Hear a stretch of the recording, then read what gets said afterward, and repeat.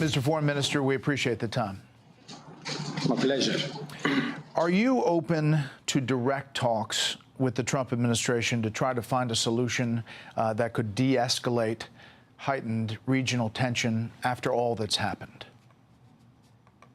Well, we are open to talks, not direct for the time being. If they are coming for a win-win solution, I am ready to engage with them. I mean that we are ready to do any confidence-building measure needed to prove that Iran's nuclear program is peaceful and would remain peaceful forever, and Iran would never go for nuclear weapons, and in return, we expect them to lift their sanctions. This is a win-win game, and we are ready to engage in that. We cannot start these negotiations in a direct way. We still prefer indirect negotiations. Were you truly empowered to make a deal if it came to that? There are people, obviously, who wonder whether you are empowered by the Ayatollah to make such a deal. Are you? Well, of course, I was empowered to make a deal. If you ask me about the negotiations I had with Mr. Witkoff, I think there was a possibility to make a deal. I told Mr. Witkoff very clearly several times that if the purpose of these talks is to achieve a deal in which Iran commits itself permanently not to go for nuclear weapons, that deal is achievable. But if you want to deprive us from our legitimate rights, including, enrichment, that is not going to happen. But why not import enriched uranium, as other countries do, as part of the deal? Why not do it that way? Well, because this is an achievement, a scientific achievement that we have been achieved by ourselves. Why we should import something that we can produce by ourselves? Because you take it past the percentage. You take it to 90% or 60% and instead of 35%. No. We never go to 90%. We remain committed to below 5% for, to produce fuel for nuclear power plants. And we also enriched up to 20% because we have a research reactor in Tehran, which is called Tehran Research Reactor, TRR.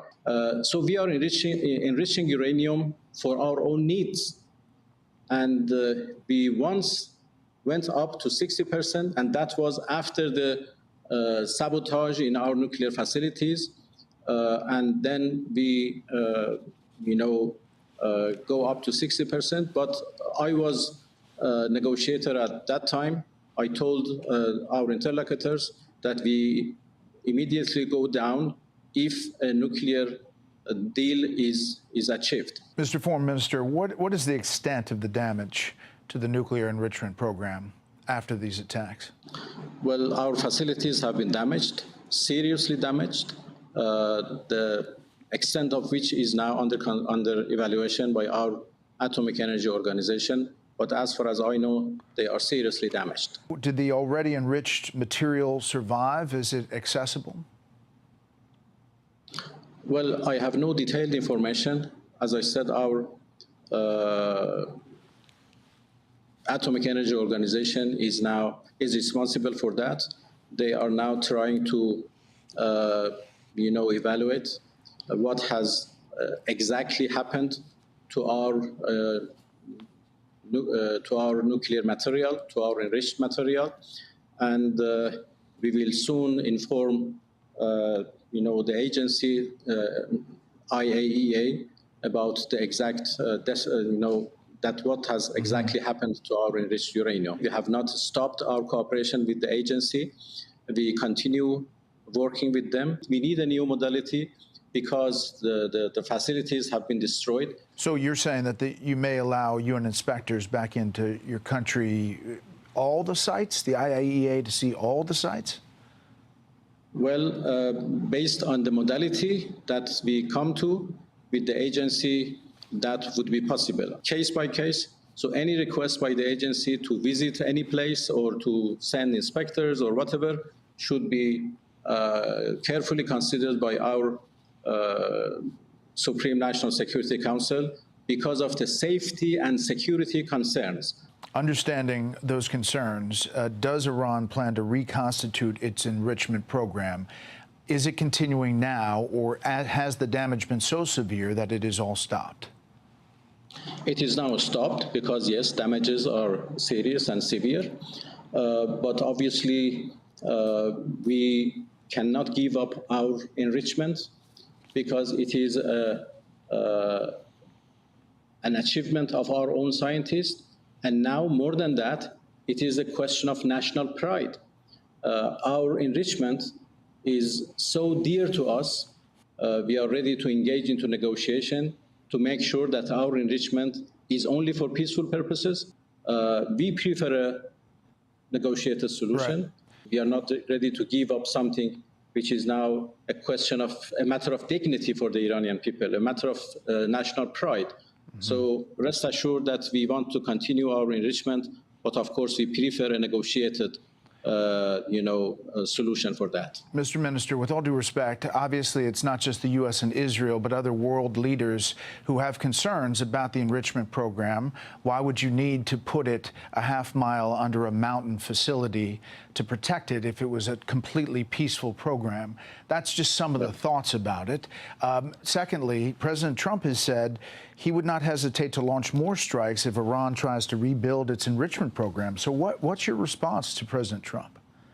Because of the, constant threats by Israelis, by, the United States in the past, we had no way but to protect our facilities and to protect our material and protect our scientists.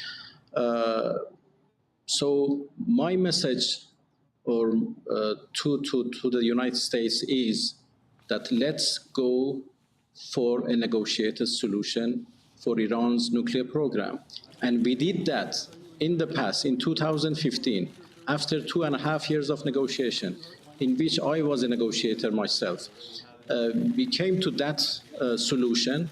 That was called JCPOA, or Joint Comprehensive Plan of Action. Maybe the current administration doesn't like that, but we can come to a similar deal, a better deal than that. I think that was proved that there is no military option to destroy our nuclear program. Yes, facilities have been destroyed. They are severely destroyed, but the technology is there.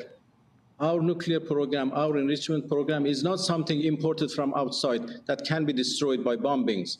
It is developed by ourselves. It is an achievement by ourselves. The technology is there. The scientists are there. The people who have run these facilities are there. Buildings can be rebuilt.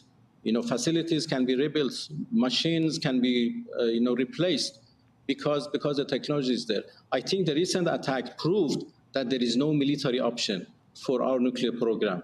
But I tell you, there is a negotiated solution for our nuclear program. We have done it once in the past. We are ready to do it once again. Hey, Sean Hannity here. Hey, click here to subscribe to Fox News YouTube page and catch our hottest interviews and most compelling analysis. You will not get it anywhere else.